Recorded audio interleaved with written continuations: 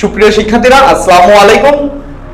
তোমরা হোয়াইট বোর্ডের যে এমসিকিউটি লক্ষ্য করছো, এই এমসিকিউ আইসিটি এসেছিল 46তম বিসিএস পরীক্ষায়। তো এটা ছাড়াও এরকম আরো 10টি এমসিকিউ এসেছিল। দেখো, তোমরা যারা আমাদের এই এমসিকিউটি দেখছো এবং যারা রেগুলার আমাদের ক্লাসটি দেখো, ঠিক আছে, তাদের কাছে এই অঙ্কটি কিন্তু এই এমসিকিউ কিন্তু খুব ইজি। এখন এই অঙ্কটি ঠিক কিভাবে বিসিএস পরীক্ষায় দিল এমন তোমাদের মনে হতে পারে। দেখো, বিসিএস পরীক্ষায় সাধারণত যে বিষয়গুলো দেওয়া হয়, তোমরা পূর্বে ক্লাসগুলো যেগুলো পড়ে আসছো ওইগুলা থেকে বিসিএস পরীক্ষায় সাধারণত কোশ্চেন করা হয়, ঠিক আছে। তো সেম রকম ভাবে 46তম বিসিএস পরীক্ষায় এমন একটি এমসিকিউ অঙ্ক আসছিল। তোমরা আমাদের পূর্বের ক্লাসগুলো যারা নিয়মিত করছো করে আসছো তারা অবশ্যই এই এমসিকিউ অঙ্কটি করতে পারবা।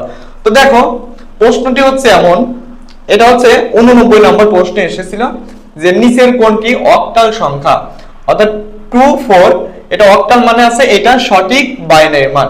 তাহলে এটা 2 4 এই অক্টালের বাইনারি মান কোনটা। এখন চারটা অপশন দেওয়া আছে, এখন চারটা থেকে তোমাদের চুজ করতে হবে যে কোনটা তোমাদের অক্টাল সংখ্যার এই বাইনারি মান, ঠিক আছে। তো আমরা জানি অক্টাল সংখ্যার জন্য আমরা একটা সূত্র আমরা জানি, যেটা আমরা বিট থেকে পেয়েছি, যেটাকে বলা হয় বিট থেকে আমরা পেয়েছি। সেটা হচ্ছে অক্টালের জন্য অক্টাল অঙ্ক সংখ্যা হচ্ছে 3 ডিজিট, অর্থাৎ 3 বিট করে হবে।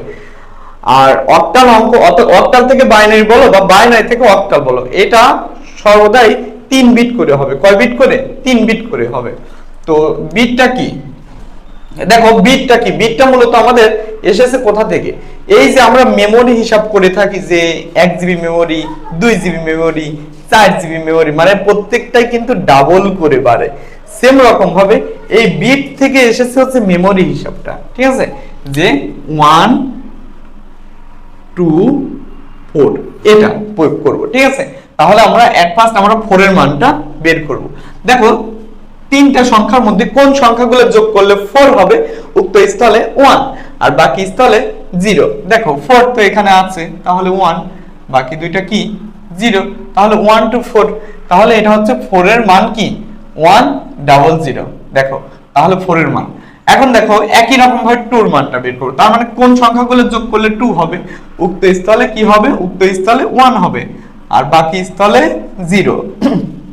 তাহলে দেখো, আমাদের কাঙ্ক্ষিত অ্যানসারটি পেয়ে যায় কি, এটার অ্যানসার পেয়ে যায় আমরা 1, অর্থাৎ 100, এই যে 100,010, ঠিক আছে, 100,010। দেখো তো এইটির সঙ্গে কোনটির মিল আছে এই অপশনের? দেখো, এই যে এখানে এটার মিল আছে, তাহলে 010010100। তাহলে এটা কি, এই 2 4 এই অক্টালে বাইনারি মান হচ্ছে এটা। তাহলে অ্যানসার বন্ধুরা কি, অ্যানসার হচ্ছে খ। তাহলে দেখো, খুব ইজি একটা এমসিকিউ আসছে বিসিএস পরীক্ষায়। সাধারণত এমন কিন্তু কঠিন হয়ে থাকে না যদি তোমরা জানো। তো যারা জানো তাদের কাছে খুবই ইজি মনে হবে, আর যারা জানো না তাদের কাছে খুবই হার্ড মনে হবে। অবশ্যই তোমরা এগুলো প্র্যাকটিস করবে এই জন্য বেশি বেশি। তো মনে করো সেম রকম ভাবে যদি তোমাদের আমি বলি যে 35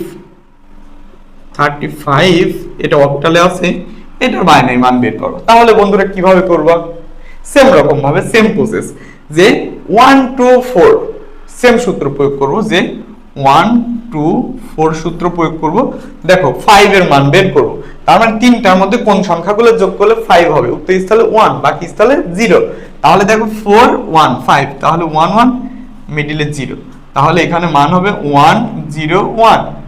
ওকে, 3 এর মান। তার মানে এই তিনটা সংখ্যার মধ্যে কোন সংখ্যাগুলো যোগ করলে 3 হবে, উক্ত স্থলে 1 বাকি স্থলে 0। তাহলে 3 এর জন্য আমাদের মান লাগবে 2 লাগবে, 1 লাগবে, তাহলে 1 1 এখানে 0।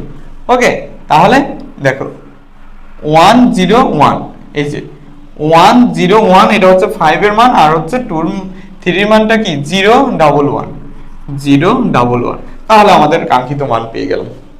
তো তোমরা মনে রাখবা, জাস্ট অক্টাল থেকে বাইনারি এবং বাইনারি থেকে অক্টাল, এটা হচ্ছে 3 বিট করে। কয় বিট করে? 3 বিট করে, অর্থাৎ 3 ডিজিটের অঙ্ক। কয় ডিজিট? 3 ডিজিটের অঙ্ক, অর্থাৎ 3টা করে সংখ্যা নিতে হবে। তো আশা করি তোমাদের অক্টাল থেকে বাইনারি বা বাইনারি থেকে অক্টাল যদি তোমার যেভাবে আসুক, ইনশাআল্লাহ তোমরা অ্যানসার করতে পারবা। তো তো যারা এইচএসসি 24 ব্যাচের ক্যান্ডিডেট আছো, ঠিক আছে, তাদের কিন্তু সময় খুবই সীমিত। তোমরা যদি আমাদের এইচএসসি আইসিটি কোর্সে ভর্তি হতে চাও, এখনো তোমরা ভর্তি হতে পারো, কারণ তোমাদের সময় খুবই কম।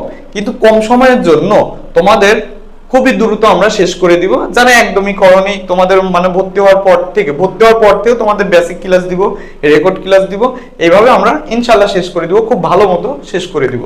তো যারা এখনো আইসিটি নিয়ে চিন্তিত, তারা অবশ্যই আমাদের হোয়াটসঅ্যাপ নম্বরে যোগাযোগ করো এবং আইসিটির ভয়কে জয় করো। দেখা হবে নতুন করে একটা ভিডিওতে। সে পর্যন্ত তোমরা সবাই ভালো থাকো, সুস্থ থাকো এবং আমাদের কেয়ারিং টিচিং সেন্টারের পাশেই থাকো। ধন্যবাদ সবাইকে।